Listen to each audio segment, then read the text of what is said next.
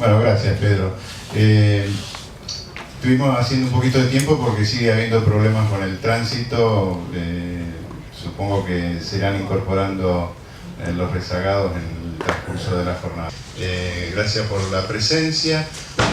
Me toca hacer la presentación. Voy a aprovechar unos pocos minutos para hacer unas breves parroquiales, de contarles un poquito en qué estamos en la asociación antes de entrar al panel. Cuáles son los principales temas que están en la mesa de debate, las principales reivindicaciones de nuestro sector, expresadas por la asociación. En primer lugar, toda la cuestión de riesgos del trabajo, que ya estamos a prácticamente un año de entrada en vigencia de la modificación de la ley de riesgo del trabajo y que hemos comentado y debatido acá en este mismo ámbito. Brevemente, un poco para los que ahora aparecen como iluminados y vienen con ideas, hay que recordar que la trayectoria de APA en este sentido, que logró en su momento la inclusión de los productores dentro de un sistema que estaba concebido y que es de alguna manera de la seguridad social, se logró en su momento. Vamos a hacerla breve, pero en el 2009 también se estaba pretendiendo introducir un tope a las comisiones y también producto de la labor de APAS en ese momento se logró la eliminación del párrafo que ponía tope a las comisiones y que lamentablemente fue introducido en la reforma del año pasado. Producto de la labor de APAS y de FAPASA se logró una resolución conjunta de la superintendencia que mantuvo el statu quo sobre las comisiones de los contratos que no habían cumplido la anualidad, las viejas condiciones, y se logró además que se reconociera el IVA sobre el tope del 5%. Seguimos en esta labor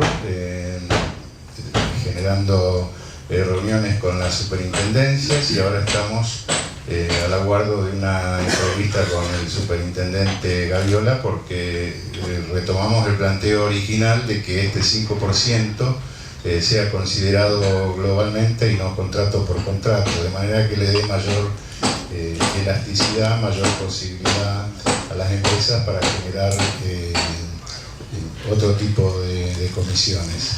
Y también, sin perjuicio de ello, APAS ha presentado oportunamente, ya hace unos meses, un recurso de amparo en relación al párrafo disvalioso del artículo que pone tope a nuestras comisiones.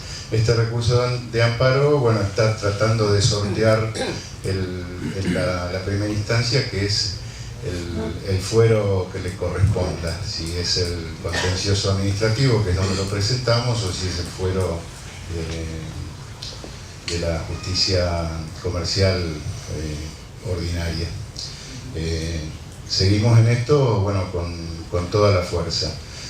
Otro de los temas que estamos en conversaciones tiene que ver con la ley de lavado de activos y las implicancias que tiene para nuestro sector.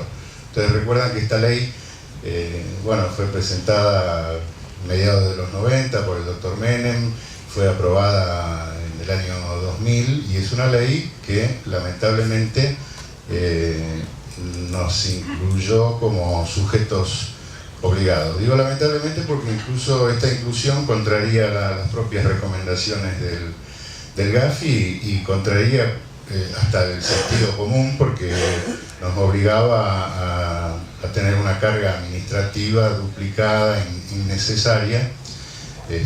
Y bueno, ya sobre este tema en nuestro congreso en Chapalmalar, al poquito tiempo de dictada la ley, ya fuimos la primera institución que abordó este problema.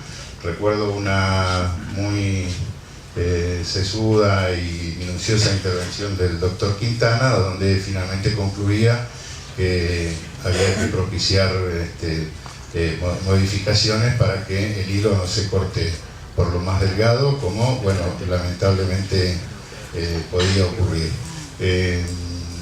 Producto de la labor de APAS y otras instituciones, y así lo reconoció la resolución 230 de la UIF, fuimos desobligados los productores, o sea, salvo que interviniéramos en operaciones de seguros de vida o de retiro. Esta resolución 230 de hace un par de años que logramos no nos desobligaba, sin embargo, de lo que nosotros habíamos introducido como un elemento fuerte de negociación, más que de negociación, una argumentación contundente, que era que nosotros estábamos obligados por el propio artículo 10 de la ley 22.400 a prestar toda la colaboración al asegurador, y también en este sentido para la reunión del material que permita conformar los legajos de identificación del cliente. Bueno, autocríticamente hay que decir de que no todos los productores, a pesar de la prédica de APAS y de otras instituciones, cumplieron cabalmente con esta obligación de colaborar con los aseguradores para reunir el legajo del cliente. Y intuimos que, bueno, por lo que hemos leído y por los comentarios, que algunos aseguradores se han escudado ese incumplimiento de la conformación del legajo del cliente en que no recibían la colaboración suficiente de los productores asesores. Está originando ahora una intención de modificar esta resolución 230, volviéndonos a incluir como sujetos obligados, pero desobligándonos de todas, o sea, de juntar nosotros el legajo y tenerlo en nuestras oficinas por 10 años, de tener un manual de procedimientos, de nombrar un oficial de cumplimiento, etcétera, etcétera, de hacer los reportes de operaciones sospechosas, dejando en cabeza nuestra solo la obligación, o reiterándola en definitiva, de colaborar con los aseguradores en la reunión de esta documentación. Seguimos conversando con las autoridades para que, bueno, también esta obligación tenga un poco de equilibrio y un poco de sensatez, porque también detectamos que se piden a veces cantidad de elementos que no tienen ninguna congruencia con el tipo de operación o de siniestro del que se está tratando. Así que seguimos en este tema. Seguimos en el planes. La asociación trabajó toda la primera etapa hasta la presentación ya hace un año en Casa de Gobierno del Plan Nacional Estratégico del Seguro, y con posterioridad, dicho sea de paso, el 17 de octubre se hace una jornada en la Facultad de Ciencias Económicas, donde va a intervenir el Bernardo Klinsberg con una conferencia, y se va a hacer un balance de lo actuado en este último año, que es donde se están debatiendo los cómo. O sea, en el primer año y hasta la presentación, el plan era hacia dónde apuntábamos: un crecimiento del PBI, el desarrollo de nuevas coberturas, etcétera, etcétera. Todo un paquete de excelentes y muy buenas intenciones. Todo este último año se está debatiendo el cómo vamos a hacer esto, cómo vamos a lograr este crecimiento del PBI y el desarrollo de nuevas coberturas. Algo se va a hablar acá en la mesa, y con un objetivo que es la modificación de las leyes fundamentales que rigen nuestra actividad. Nosotros participamos en todas las mesas, no solo en la que discute las leyes, sino en los 6 o 7 ejes temáticos en el que se subdividió toda la labor del planes. Y ahí, bueno, participamos con claridad, con honestidad, expresando nuestros puntos de vista. La mayoría son coincidentes con otros sectores, llámese cámaras aseguradoras, liquidadores, en fin, todos los que intervienen en el quehacer del seguro. Y en otras, bueno, tenemos disensos que los expresamos también abierta y honestamente en la mesa. Algunos de esos disensos tienen que ver con la facultad que tenemos para realizar la cobranza, que la ley no la define como una posibilidad, sino como un derecho. O sea, el productor siempre tiene derecho a la cobranza, esté o no esté autorizado para ello. La única distinción son los plazos en que rinde esta cobranza al asegurador. Y sostenemos esto no como un derecho corporativo o sectorial, sino como un derecho que está en favor de los asegurados, a los cuales se le da certeza de que si utiliza el medio de pago de los productores también tiene fecha cierta, al igual que cualquiera de los otros sistemas que por otra parte ya son predominantes en el sector. Nosotros nunca nos opusimos a la cobranza bancaria, siempre nos opusimos a la uniformidad y a la obligatoriedad de la misma. O sea, convivimos con ella y si fuera por nosotros obviamente nos desligaríamos de una tarea que es realmente tediosa, pero que bueno, tiene fundamento en una serie de cosas que ustedes conocen mejor que yo. Otro de los temas en debate tiene que ver con los agentes institorios, la posición de fondo de la asociación y de la federación es si se llega a una reforma de la ley de seguros, es la eliminación de esta figura que jugó un papel en otros tiempos, pero que hoy es completamente innecesaria para el desarrollo del seguro en la Argentina. Y no tenemos nada contra los agentes institorios, son personas físicas iguales que nosotros. Simplemente decimos que bueno, pueden capacitarse al igual que lo hacemos nosotros, rendir su examen de competencia y obtener una matrícula. Esa es la posición de fondo, que es la desaparición de esta figura que perturba el sector asegurador. Y en el mientras tanto estamos planteando que se cumplan con las resoluciones que están vigentes. Una de ellas, que salió de nuestro congreso de Ostende del año 2004 y se firmó en el año 2005, es una resolución bien sencilla que dándole cumplimiento pondría un poquito de orden y claridad, que es que haya un contrato que esté inscrito en personas jurídicas, que haya un registro por parte de la superintendencia de estos contratos y que además no se desvirtúe la figura del agente del mandato, restringiéndola a punto tal que pasa a ser un productor encubierto sin cargas, sin obligaciones. O sea, si quieren esa figura del mandato, bueno, que sea figura del mandato. Es una extensión, una longa mano, como decía Morandi, de la compañía. El agente institorio tiene la facultad para aceptar, rescindir, prorrogar, etcétera, etcétera. Otro de los temas en debate tiene que ver con las figuras de los organizadores, que han sido, me refiero siempre a los organizadores genuinos, no a esas figuras abstractas de vinculantes o que no aportan ningún valor agregado en la cadena de producción, pero sí el organizador genuino, que ha sido muy castigado y sobre todo por este tema de la ley de riesgo del trabajo.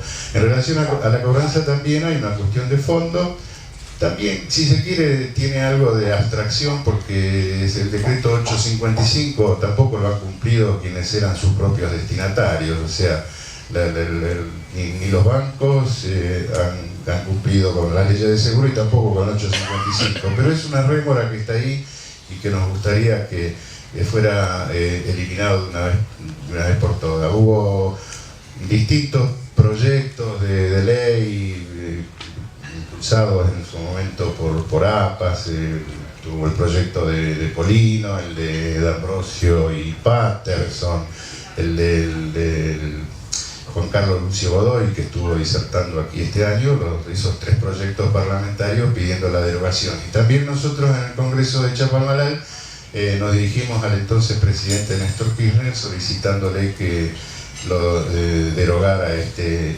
decreto.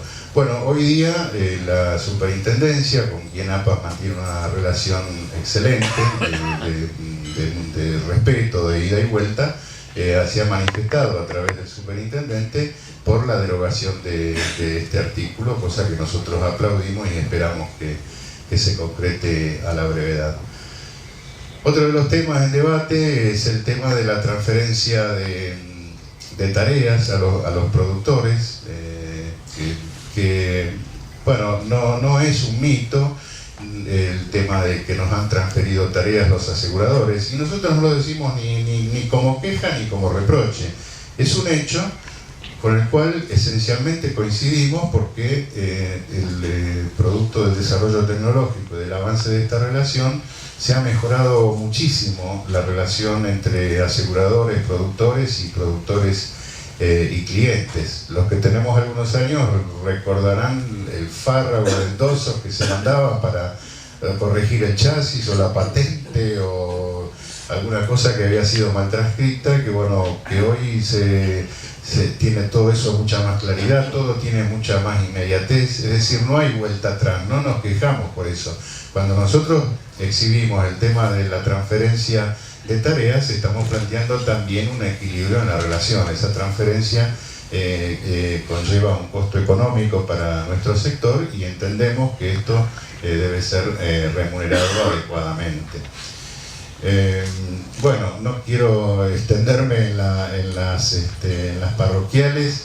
Les voy a presentar brevemente al panel. Es un panel de lujo, va a conducir el licenciado Fernando Tornato, quien les va a explicar cómo es la metodología del desarrollo del encuentro, y está integrado por el señor Antonio García Vilariño, Daniel González Girardi y Enrique Evia, todos profesionales de reconocida trayectoria y que van a abordar esta temática desde distintos ángulos, y con la conducción de Fernando Tornato, quien seguidamente les explicará cómo se va a desarrollar. Muchas gracias.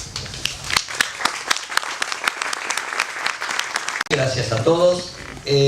Cuando planteamos la idea de este nuevo encuentro en Rodicio, se quiso hacer de una forma distinta.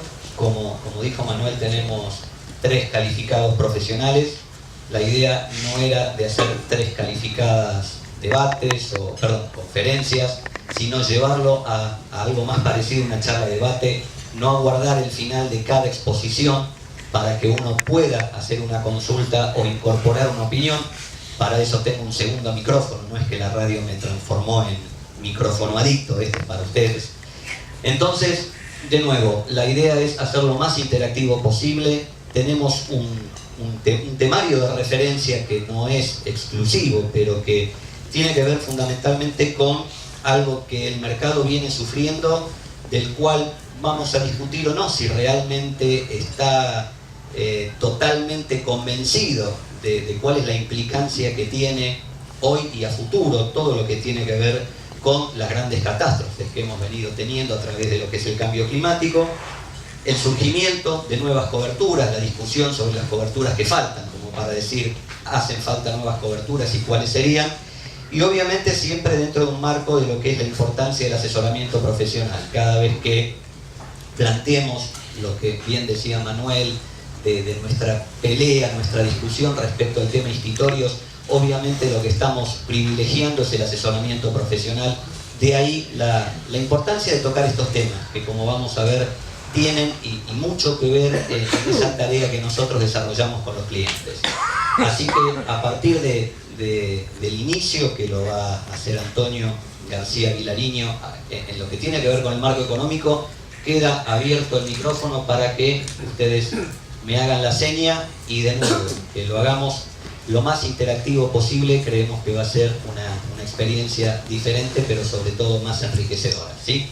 Antonio. Bueno, buenos días a todos. ¿Esto está operativo? Bueno, buenos días a todos. En realidad, como eso se empezó como un debate, como una charla, intercambio de ideas, la intención es que antes de que pudiera intercambiar ideas con los especialistas en cambio climático, en nuevas coberturas, tratamos de tener una idea común de cuál es la composición actual del mercado. No tengo duda que ustedes la conocen mucho mejor que yo, la conformación del mercado, porque cotidianamente conviven con las compañías y saben exactamente cuál es la situación de esas compañías, porque ven cómo pagan sus primas, cómo perciben los siniestros, los asegurados que ustedes han acercado a las compañías, con lo cual la sensación la tienen. El tema es que el desafío del cambio climático, el desafío de las coberturas o la propuesta de planes tiene un marco muy ambicioso que requeriría contar con un mercado de compañías para ellos y por supuesto una excelente herramienta para ustedes. Sé que también nos preocupa cuando se habla de nuevos productos del sector de planes porque se habla de seguros obligatorios con retribuciones similares a las que seguían RT, lo cual también es un tema complejo que habrá que ver cómo se resuelve para que no sea un disparador negativo, de más trabajo y poca retribución. Sobre todo por la especialización que va a requerir esos nuevos productos de cambio climático, de terremotos, inundaciones y todo lo que han vivido en diferentes instancias en los últimos meses, en el último año. La Argentina no es un país catastrófico, porque no tiene los grandes huracanes, no tiene los grandes problemas, pero tampoco tiene sus compañías la potencialidad patrimonial que tienen otros contextos del mundo. O sea, la realidad es que nos movemos con unas 200 compañías de seguros, incluidas de todo tipo, especializadas, no especializadas, incluidas las RT, con una emisión que supera poco más de los 80.000 millones anuales, primas netas de 67.000, 68.000 millones, pero patrimonios que apenas superan los 20.000 millones. Entonces, este es el contexto en el cual todos ustedes operan con diferentes niveles. Esa prima tiene una siniestralidad promedio del 60-62%, o sea, lo cual revela que el mercado tiene una siniestralidad interesante que muchas veces tiene un resultado técnico negativo. Los gastos del 47-48%, en gran medida muy influenciados por los gastos de explotación, por la sensación de inflación. Evidentemente los gastos fijos para las compañías, como para ustedes en la estructura, han evolucionado mucho porque los costos se han incrementado. Esta es una realidad. Por eso ese 47% que puede resultar llamativo. Con esto se llega a compañías de seguros que tienen una alta pérdida técnica, que puede oscilar en el 8-10%, por un resultado positivo del 5-6% por una renta financiera. Renta financiera acompañada según los momentos con mejor evolución de tasa de plazo fijo, títulos públicos de renta y demás. Sabiendo que si tenemos un patrimonio de 23.000 millones, ya tenemos 8.000 millones en inciso K. En realidad el mercado ya ha aplicado 8.000 millones de sus activos en inciso K. Esto nos da una idea de lo que es la composición del mercado donde ustedes operan, y en el cual los especialistas verán cómo insertan las nuevas coberturas. La siniestralidad, o sea, de automotores, pasó antes de la inundación de un 62% a un 65%. No parece tanto porque estuvo bastante concentrada, porque no había tanta cobertura tampoco. O sea, en los riesgos combinados y demás, había daños por agua, pero no había inundación, por ejemplo, con lo cual mucha expectativa del seguro no se cumplió. Y en los impactos sí tuvo impacto de las compañías básicamente que tenían radicación en La Plata. Si ven los números de Federación Patronal, de la Unión Urbana y de Copam, van a ver cómo impactó esa siniestralidad, pero en montos muy inferiores a los previstos por los tipos de coberturas que se tenían. Un impacto muy grande tuvieron los riesgos agropecuarios, con una siniestralidad que superó el 105%, aún mirada con mucho optimismo, sobre primas ajustadas, y eso llevó a un mercado que resultó con resultado técnico neto positivo, pero teniendo en cuenta el resultado financiero. Ustedes hoy más que venden es automotores, hoy más del 40% del mercado es automotores. Ese mercado de automotores, el 50% lo tienen 6 compañías. De esas 6 compañías, 2 tienen el 50% del 50% y 4 tienen el 50% restante. Esto revela cuál es la concentración, básicamente en la que ustedes operan con mucho expertise y muy fidelizados.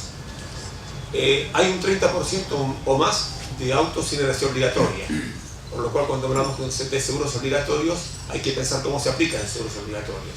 Y hablamos con muchos de ustedes de la reformulación que tendría que tener todos los seguros obligatorios, en especial de vida obligatorio, tal vez dando una dinámica de información que tiene la cobertura RT que este seguro no tiene. ¿Te puedo interrumpir? Sí, de sí. algo, pero la idea... creo que estás marcando una baja participación de las compañías en la problemática de riesgo climático.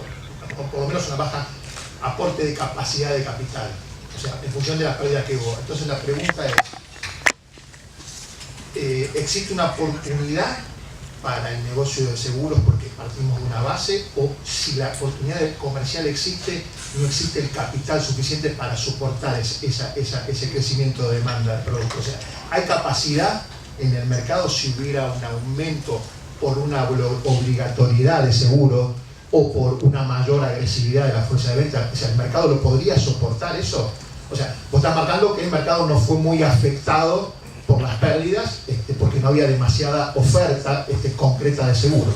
Ahora, si esa oferta por obligatoriedad o porque el mercado sale a vender, a captar esa oportunidad de riesgo climático, el mercado de seguros, la capacidad, los capitales que se necesitan, ¿están desaprovechados o no existirían? No sé si fue claro con la pregunta. Sí, yo te entiendo. Yo creo que hay una realidad que, fíjate que es un tema tan ingenuo como la derecha obligatoria. Tenemos un déficit del 30-40%, siendo una derecha obligatoria, el mercado muestra determinadas falencias.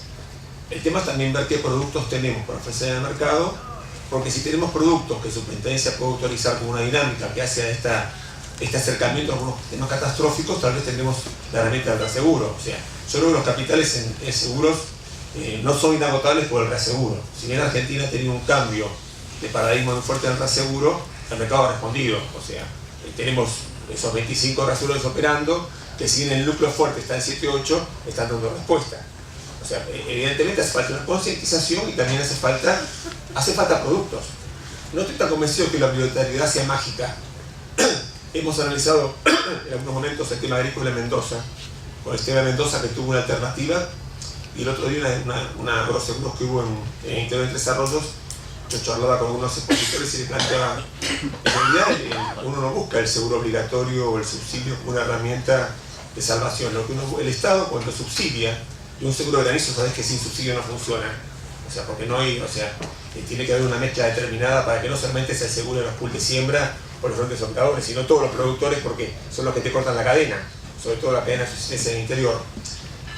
Vos tenés que pedir el seguro de granizo como la herramienta que permita que alguien cobre el subsidio, pueda resembrar y que continúe pagando impuestos, continúe pagando tasa vial y continúe pagando sueldos. Eso es un esquema de racionalidad. El tema es que debe tener el contexto fiscal.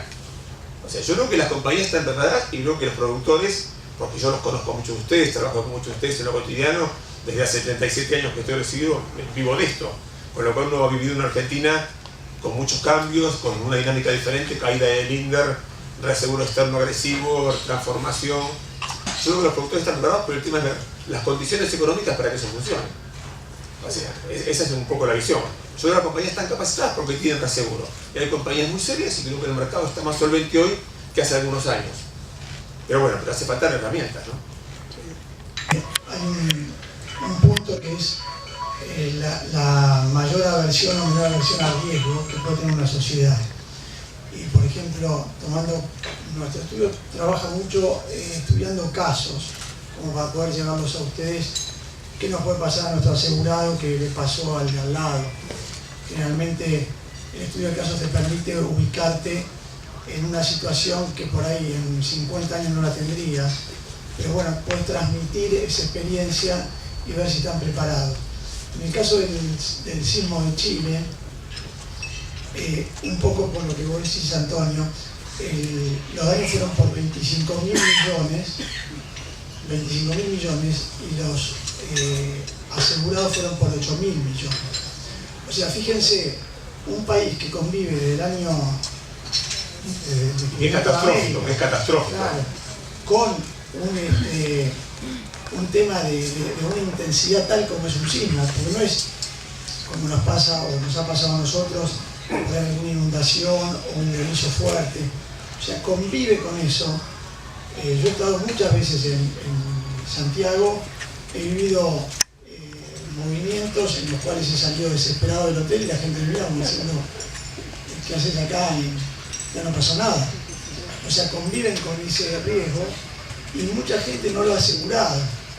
Entonces, más allá de la capacidad, yo creo que hay una migración, que ahora es un momento más propicio, en el cual la sociedad está, digamos, con una disposición mejor para transferir esos riesgos que antes los tomaba como hechos de Dios, o sea, causas que eran, se daba por sentado que podían suceder. Hoy la gente ya no le gusta tanto convivir con esos riesgos y creo que hay una plataforma para empezar a pensar cómo transferirlos al mercado de seguros como una opción, ¿no? Y una oportunidad. Cuando nos reunimos previamente para charlar un poco cómo iba a ser estas charlas, yo les citaba a mis colegas que el seguro de incendio nace con el incendio de Londres en 1666. O sea que a partir de grandes catástrofes se generan grandes oportunidades, ¿no? Y el seguro, la historia del seguro está marcada por estos hechos, ¿no? Donde corremos atrás y vemos qué solución le podemos dar a la comunidad.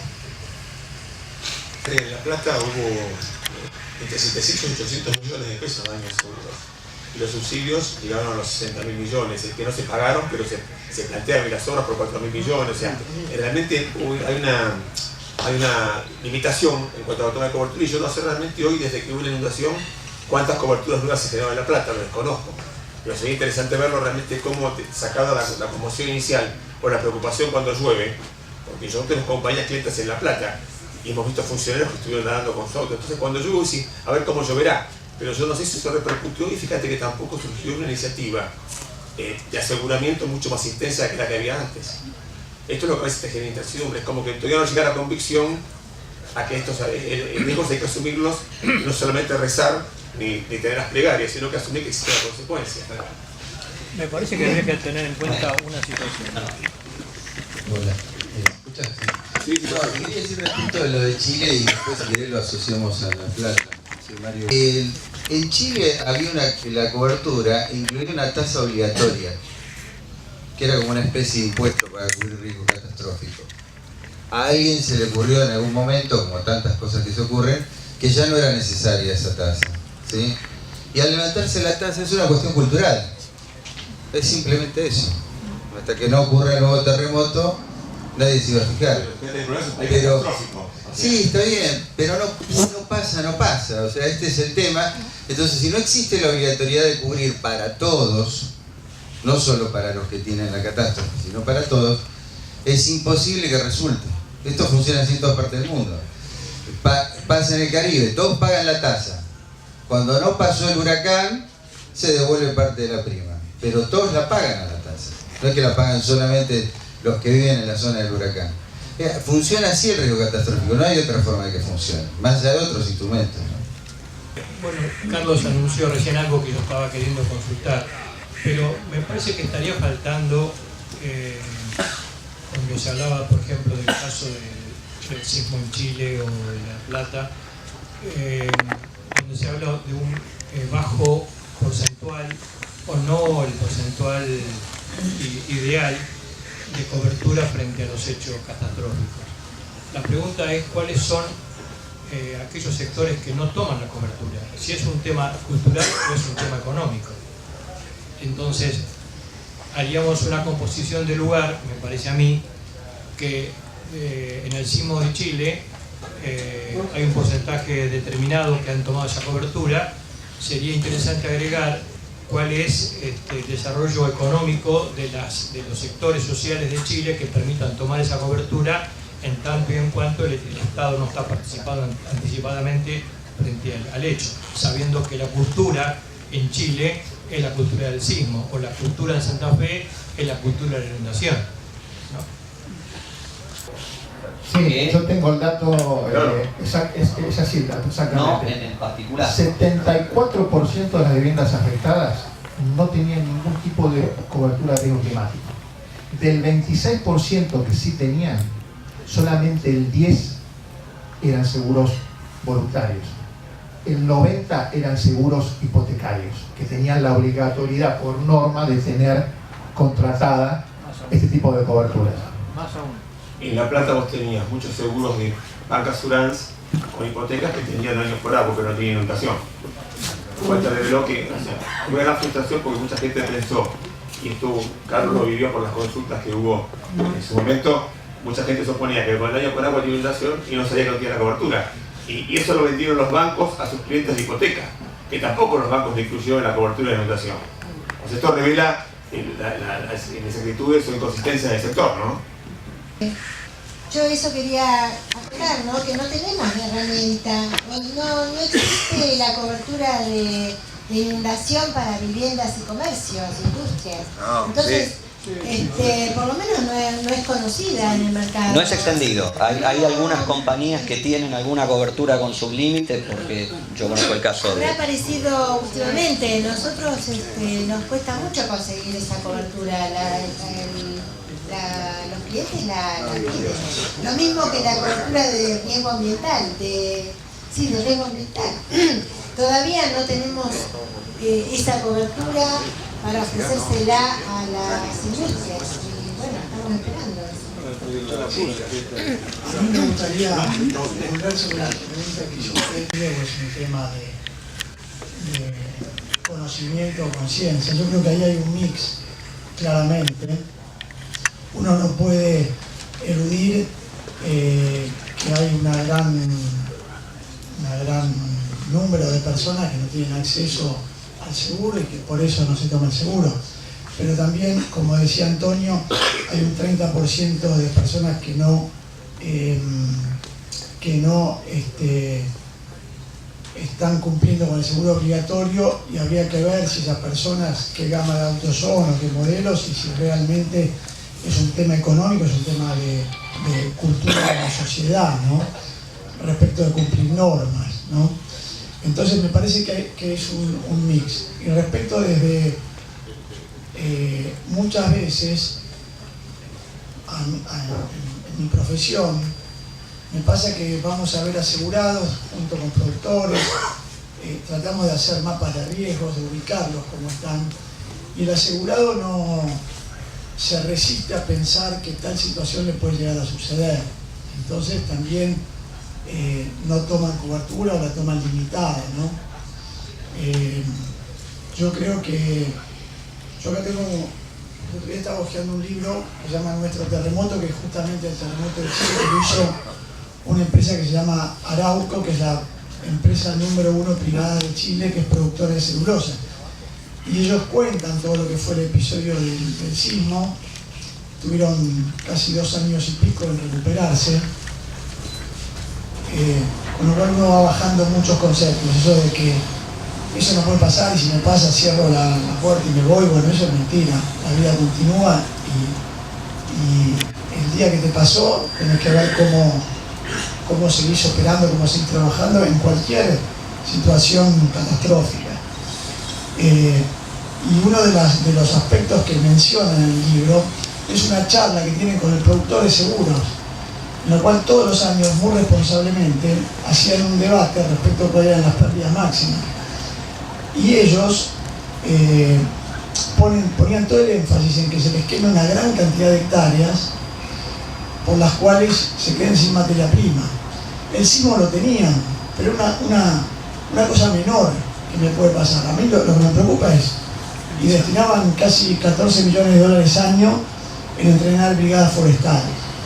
O sea, respondiendo a su pregunta, muchas veces hay una gran parte de gente que no tiene acceso a una cobertura de seguros y probablemente no la tenga por un tiempo.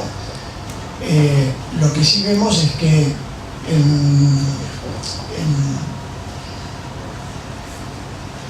la frecuencia y los siniestros de los riesgos climáticos, las fuerzas de la naturaleza, en general no han variado en intensidad o en frecuencia, sobre todo los sismos. Lo que sí han variado es intensidad de daños por mayor poder adquisitivo y mayor actores que pueden tomar cobertura.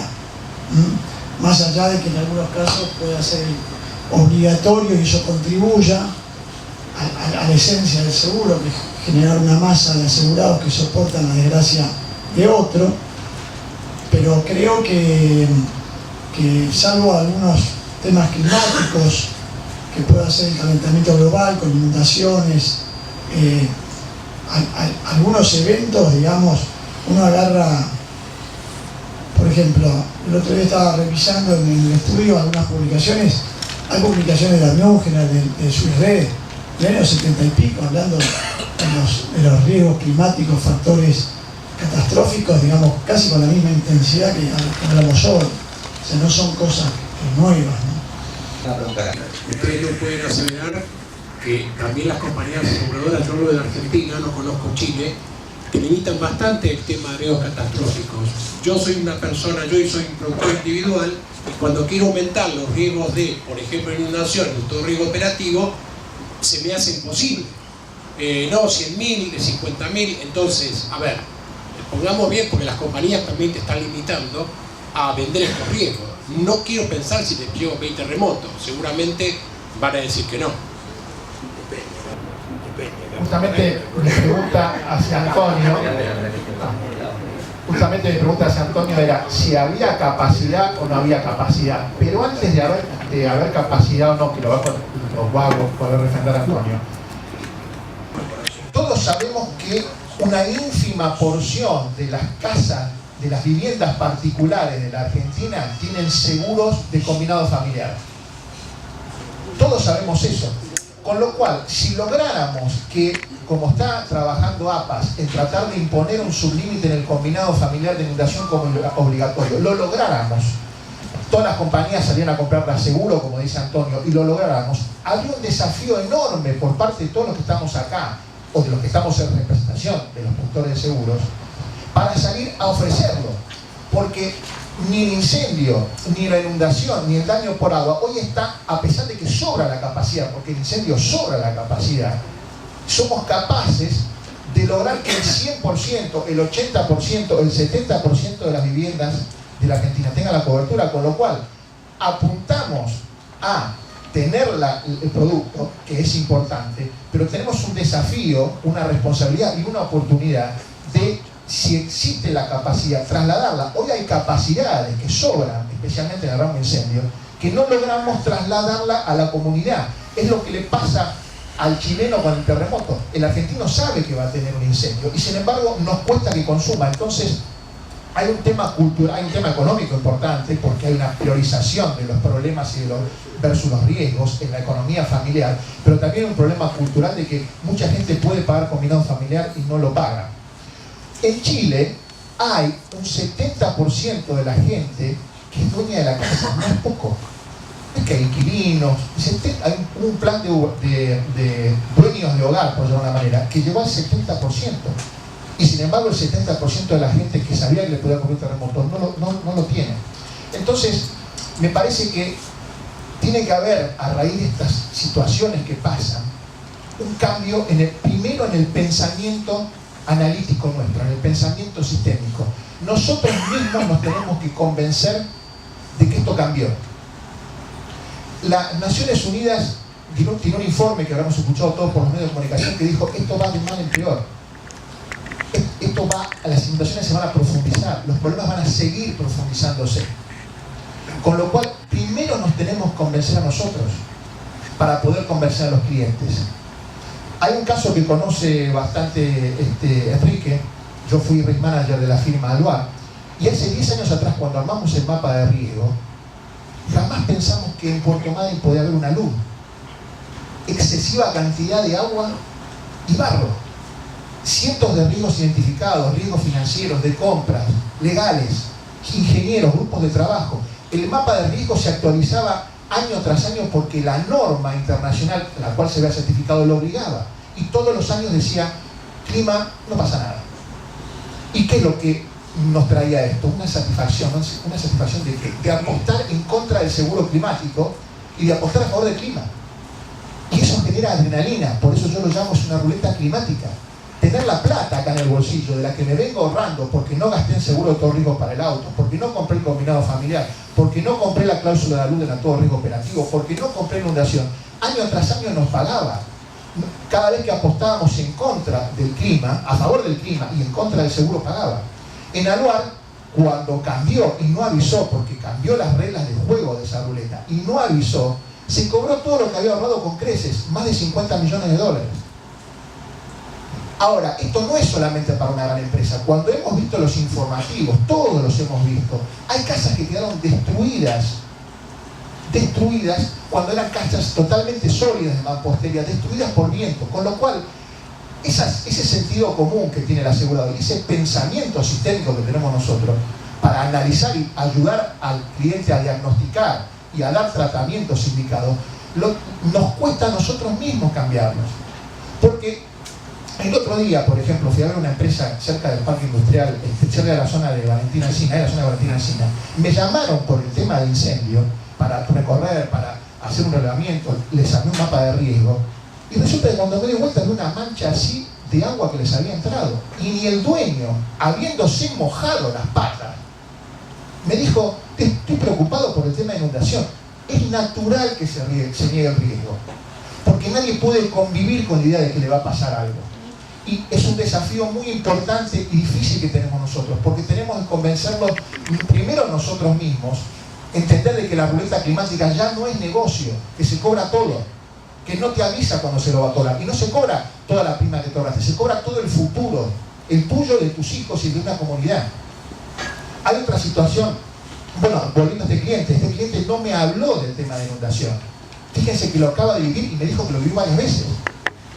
Entonces, es un riesgo complicado de manejar. ¿Por qué? Porque primero no se pueden manejar las causas. Son causas globales. No se pueden manejar las causas. Los efectos son muy difíciles de manejar. Porque por más que yo ponga barreras para proteger la fábrica o la casa, como hacen por ejemplo los locales de Cabildo, si la inundación o los daños por viento son enormes, es probable que no haya energía eléctrica por un tiempo importante, es probable que no haya luz, que no haya teléfono celular. Entonces las medidas de control para controlar los efectos también son complicadas. Entonces es un riesgo que no se puede gestionar. El principio básico de la gestión de riesgo es poder controlar las causas o controlar los efectos.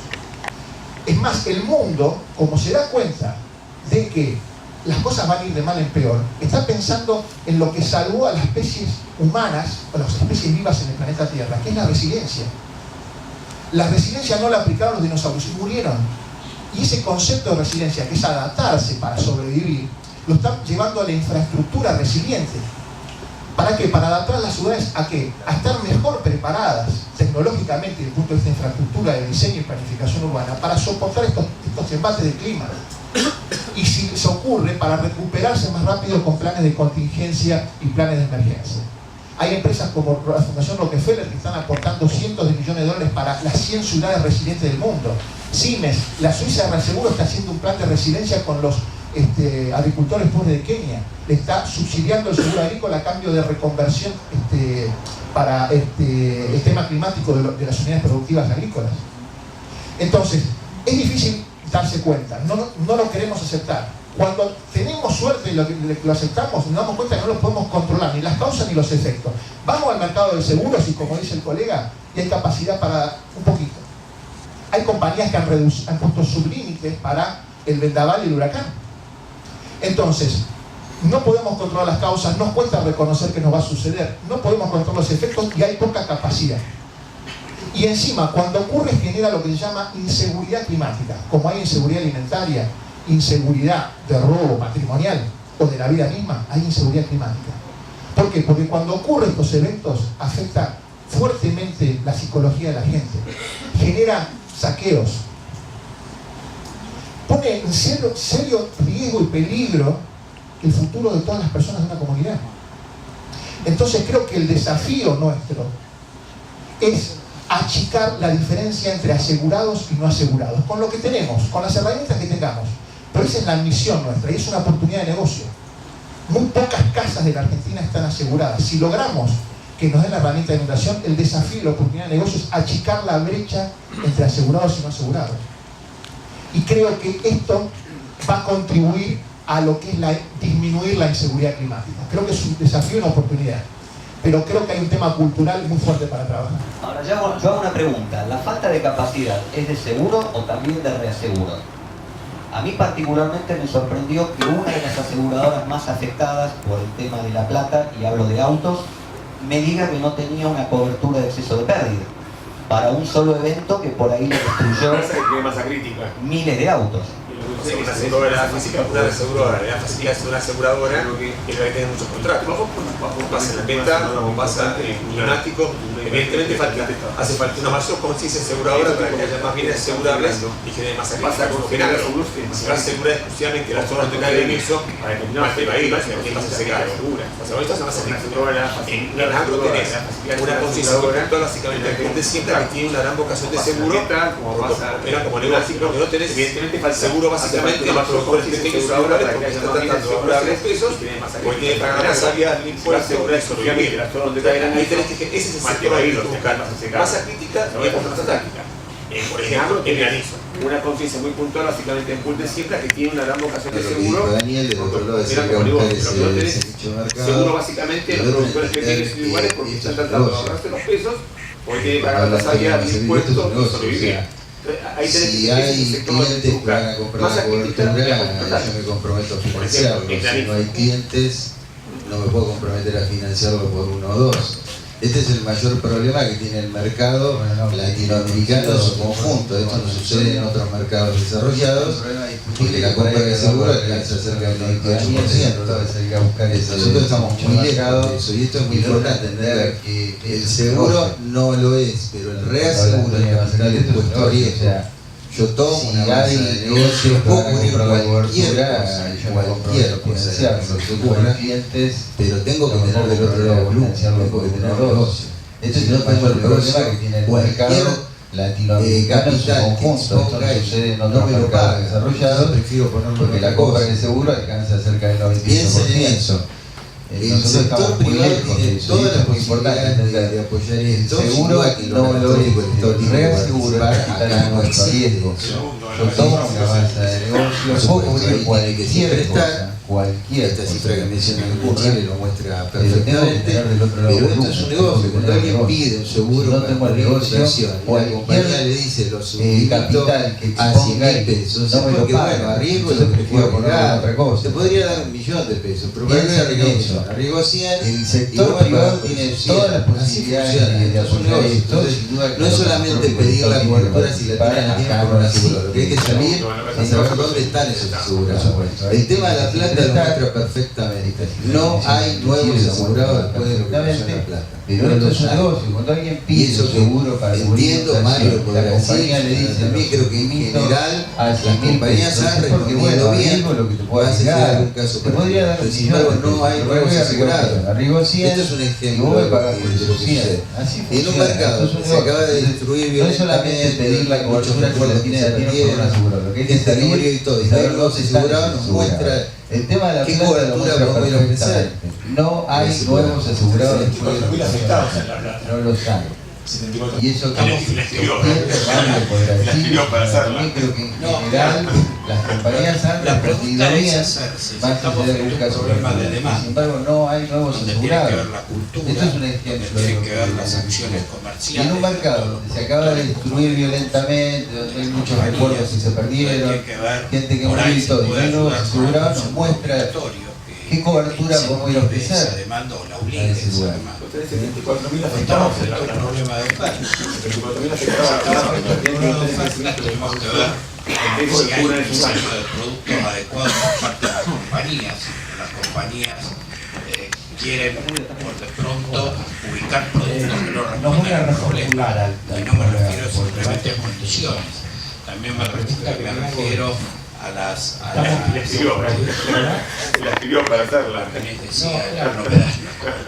La pregunta es estamos viendo dos problemáticas que no tiene que ver la cobertura, tiene que ver con disponibilidad, por supuesto, de capacidad, y tiene que ver con riesgo de compañía.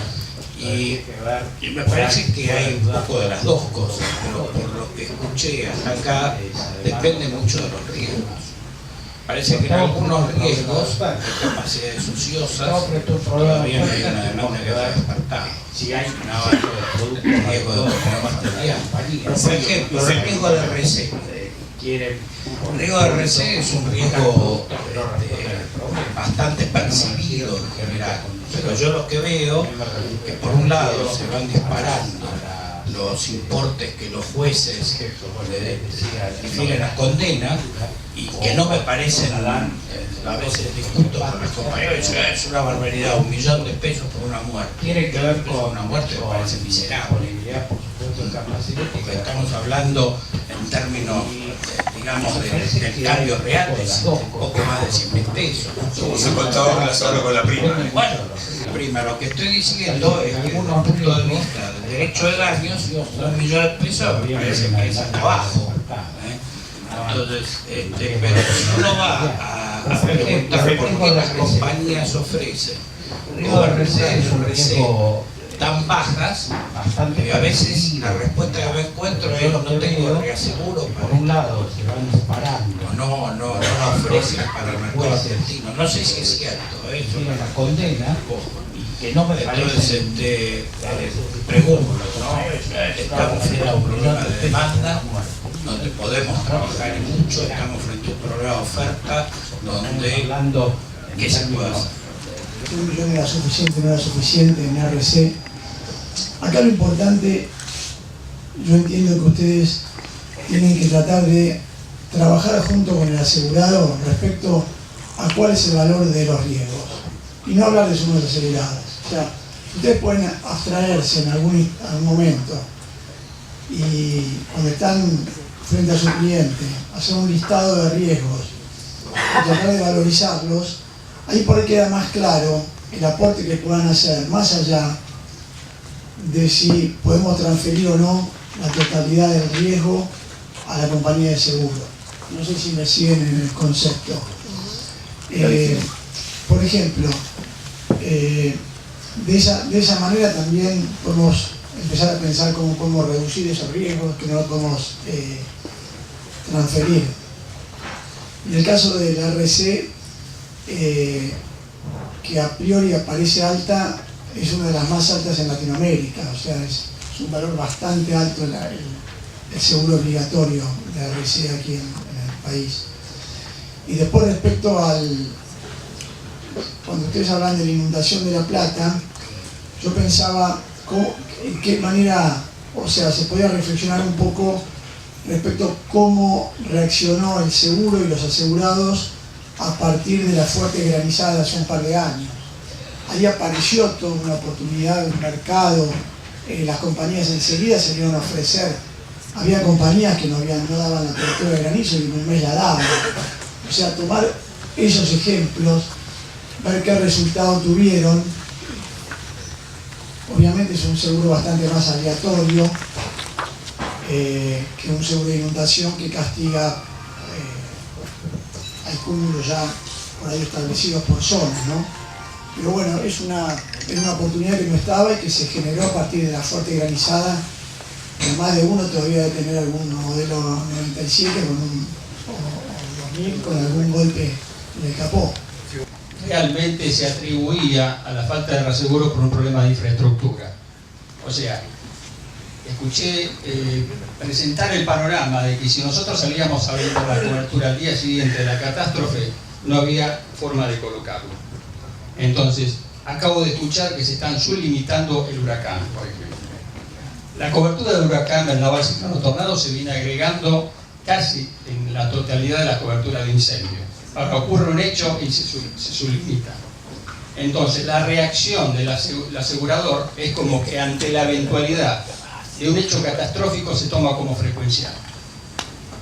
¿Cómo se incorporan coberturas en forma mecánica como el seguro de vida en un seguro de auto? ¿Y por qué no se puede hacer el seguro de inundación como una cosa automática para crear un fondo de prima y de que eso cree conciencia? Absolutamente. Entonces, realmente, si no emana del que tiene que elaborar el producto y ofrecerlo a los que lo tenemos que comercializar, llámese reasegurador o asegurador, mal nosotros podemos dar las herramientas para poder salir adelante con este tipo de conciencia o cultura.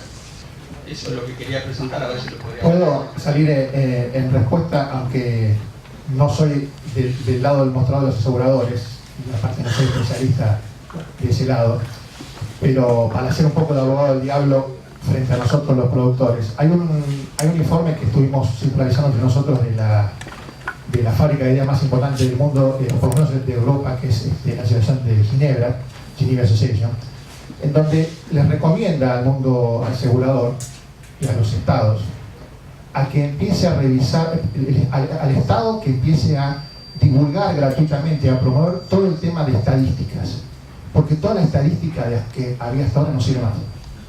Y le está recomendando a las compañías de seguros que revisen todos sus modelos de cálculo de prima. Yo tenía un simulador acá que no lo pude poner a conectar por compatibilidad del monitor, donde simulaba el problema del Puerto Madryn y con un juego de ruleta. Yo le cargué una probabilidad de que llovía una vez por mes, con lo cual estamos hablando del 3,3%. Y veía cómo se simulaba ese juego de ruleta y eran todos felices con ese juego de ruleta porque siempre pagaban. Siempre llovía, pero no más de eso. Ahora, ¿yo qué probabilidad le cargo de que haya otro alud en Puerto Madryn? No lo sé. no sé, en ese modelo de simulación, no sé qué probabilidad cargarle. Y ese modelo de simulación es el que utiliza la compañía de seguros para calcular las primas.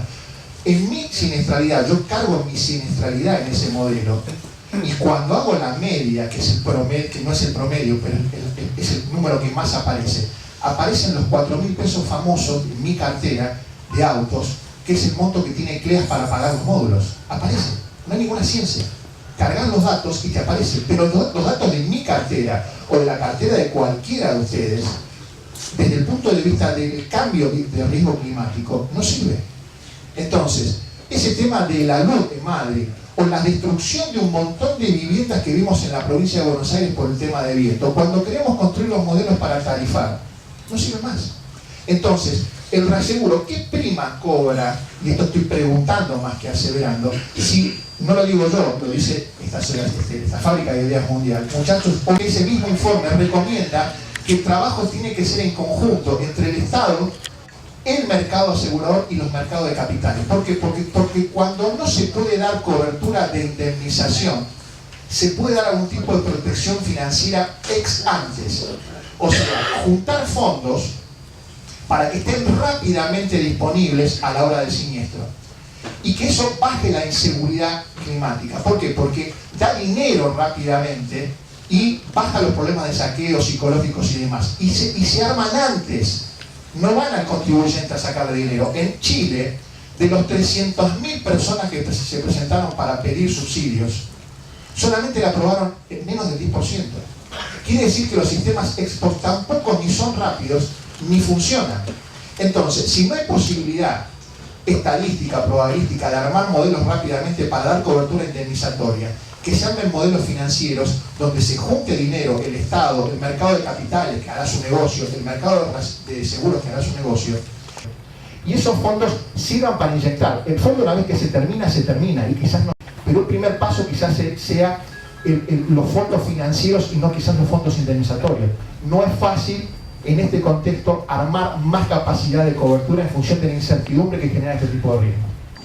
Cuando fuimos a la póliza en la compañía que operamos, la cláusula se incorporaba. Una vez emitida la póliza, había que pedirla, cotizarla, y en función de eso, con una inspección salía la cobertura o no salía la cobertura. Y le pedimos a la compañía que las renovaciones las incluyera en forma obligatoria. Nosotros renovamos las pólizas integrales de consorcio con la cláusula de derrumbe. No tuvimos ninguna anulación en toda la cartera, y fue una decisión política de la organización en ofrecerla. Sacamos los recortes de los diarios, se los pusimos a todos los administradores y lo logramos en forma masiva. Tuvimos que cambiar la mentalidad de la aseguradora, que lo pedía la cláusula bien incluida y cotizada. Aquel que la quiere sacar tendrá que pedirlo por endoso y le bajaremos la prima. Pasa también con algunas compañías con cuidado con la cláusula de granizo, con la cláusula de sube y baja de tensión, que no la ponen en la póliza básica, hay que pedirla adicional y hay que cotizarla, y ya estamos vendiendo, estamos desaprovechando la oportunidad en la oferta. Marcelo, hay que ser más operativos. ¿Le puedo contestar a Marcelo? Muy breve. Te pregunto a vos, Daniel. Bueno, ¿qué cambio de paradigma en el asesoramiento estás haciendo ahí? En lugar de actuar como un asesor, estás actuando como un médico que da indicaciones. El médico, cuando te da indicación, vos no te dice, ¿se quiere ir a hacer un análisis? Vaya a hacerse un análisis. Usted se queda internado acá si no me tiene que firmar consentimiento. Obviamente conlleva cierto riesgo, porque nosotros no somos médicos y vendemos. Pero de cierta manera, bajo determinadas circunstancias, y cuando uno ya tiene el negocio plantado, tiene que trabajar un poco dando indicaciones, diagnosticar, indicar tratamientos, pero que vengan indicaciones.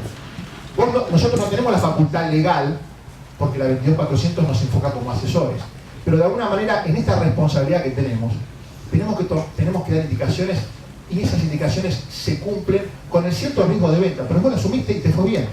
Ahora, la mente humana es muy complicada. Yo la otra vez, hay algo que me partió la cabeza y dije, todo lo que creo que aprendí de gestión de riesgos no sirve para nada.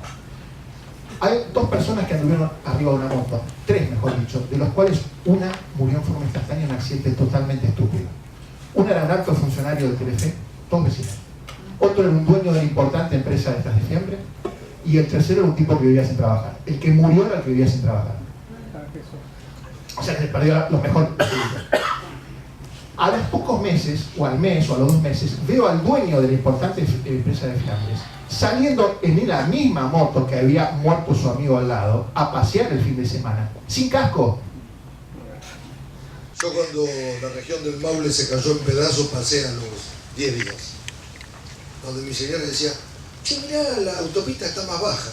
Y como ella tiene miedo, le dije, no, no será nada de tu visión. Y pasamos. Ellos tienen realidades muy diferentes a nosotros en cuanto a pueblo y este pueblo. El pueblo chileno es un pueblo que, si bien vive bajo un riesgo, su sociedad no los incorpora a todos y no los toma a todos. Mi sociedad es igual, ¿eh? Digo, el argentino tiene un problema de docencia, de cultura, de educación. Yo lo vivo en 100 metros de mi cuadra, nada más. Entonces, lo que están haciendo hoy las compañías de seguro es administrar el riesgo que ya tienen. Entonces le agregan algo más a lo que tienen. Yo tengo una pelea hace años, donde les digo, vamos a hacer los riesgos climáticos, vamos a asegurar las casas, nadie asegura casas. Muchas veces porque nosotros no nos hacemos la debida docencia, o porque, lo que a mí me ha ocurrido, no encuentro docentes que se ocupen dentro de la compañía de seguros. O sea, son hombres de escritorio que trabajan, como vos decís, armando un 2+2, me tiene que dar 4 para 5, y no salen a la calle. No conocen la realidad del mercado. O sea, la realidad que sabemos nosotros, zonalmente, que es algo que yo vengo peleando también, no puedo tarifar en una compañía de seguro un riesgo para todo el mundo. Resulta que el hombre trabaja de un escritorio, vive en Barrio Norte, y yo vivo en Calamuchita. Voy a exagerar, ¿sí? Eso no tiene una visión de lo que le está pasando a alguien. Y no nos escuchan. Yo le pido la RC para consulta al molinero y no me la puede dar. Estamos de acuerdo. Entonces yo digo, lo que debemos hacer en nuestra pelea diaria es docencia personal con los clientes o los futuros clientes. Pero nos tienen que venir de arriba también la docencia. Tenemos que empezar, alguien lo habló con la superintendencia vez pasada en la zona oeste, y alguien lo habló dentro de APAS también, de buscar de que los que nos atienden en los riesgos realmente sea gente que entienda lo que está pasando. Estos cambios paradigmáticos, mi hijo tenía 8 años, hoy tiene casi 30 años, y yo le estaba mostrando la zona de Entre Ríos, y le dije, fíjate lo que está pasando hoy acá. Estaba cambiando el clima, yo soy pescador, no tiene nada que ver, ¿eh? Pero se veía venir lo que hoy está acá, el dorado en las puertas de Buenos Aires. Y no es decimos, hoy tenemos el dorado acá, no, cambió el clima. A ver si nos entendemos. Cuando salen los hombres del campo y decían, sale la araña, guarda muchachos que viene la tormenta mañana. Y vos veías el sol y decías, está loco el viejo este. ¿Sí? Bueno, hoy yo lo que pido a todos es que hagamos un esfuerzo para que nuestros interlocutores, los que fabrican, los que nos tienen que escuchar para hacer las tarifas, para ocuparse del riesgo verdadero, sepan, no saben nada. Yo le propuse hacer a un gerente un seguro de incendio para 680.000 frentistas. Me dijo, vamos a verlo. Hace 8 años. No lo vieron más. Los asusté. Yo dije, es un riesgo sano. 680.000 frentistas, ¿estoy loco? ¿A quién no le gustaría vender 680.000 casas? No saben manejar. Mira 2+2, a ver cuánto podemos sumar lo que tenemos. ¿Cuánto me trae? Pero trae las 680.000 todas juntas. Pero haceme el producto. Dame la oportunidad. Yo vendía seguro de televisor color cuando venían los televisor color acá a la Argentina. Y me decía que estaba loco. Encontré una empresa loca que hoy no está más. Pero digo, no es muy loco, ¿no? Que nos pongamos las pilas en realmente ver qué necesidad tenemos. Voy a hablarle a ese y me dice, no, pero nosotros vendemos autos. Pero autos no quieren. Yo tengo el 80% de autos. ¿Cómo rompo eso? Sabés que lo que vos estás diciendo es que falta un programa de desarrollo integral para el mercado de seguros. Y esto no vamos a inventar la pólvora. En Europa, ustedes entren en internet y busquen y va a ver que hay un programa de desarrollo para cada tipo de oposición que cubre esa persona. Necesita una capacidad determinada. Hay 4 o 5 niveles. donde están incluidos los productores de seguros de vida, de patrimoniales, los de vida tienen dos niveles. El nivel de la matrícula tradicional y lo que se llama el planificador financiero, que dura 3 años la capacitación. Para el resto de los niveles va variando. Hay una matriz muy interesante, una matriz bastante grande con 4 niveles y después varias columnas, y el que ocupa un determinado cargo no está ahí porque es amigo o es buena o es bueno. Será amigo y es buena persona, pero reúne las capacidades que necesita el perfil de ese puesto. Y esto quizás está bueno discutirlo dentro del ámbito del plan. O sea, creo que es difícil pensar en disminuir, en hacer algo para disminuir esa inseguridad climática con las pocas herramientas que tenemos, que reconocemos los productores que no la hemos difundido lo suficiente, porque están y no están suficientemente difundidas, pero faltan más. Sabemos que no es fácil, pero encima es cierto que faltan, no todo el mercado es así, pero que faltan interlocutores. Y quizás se está trabajando en planes, por lo que escuché, para los empleados, por ejemplo, de compañías de seguros que manejan siniestros, darle una mínima cantidad de horas de capacitación por año. Hay que empezar a hacer algo porque no se pueden ocupar puestos con empíricos absolutos y que se formen dentro de la compañía de seguros cuando ya no hay más formadores dentro de la compañía de seguros. No está más el viejo jefe de que lo sentaba al lado y le enseñaba. Entonces son todos unas mangas de empíricos, no mangas despectivamente, sino un conjunto de empíricos que se van formando como pueden.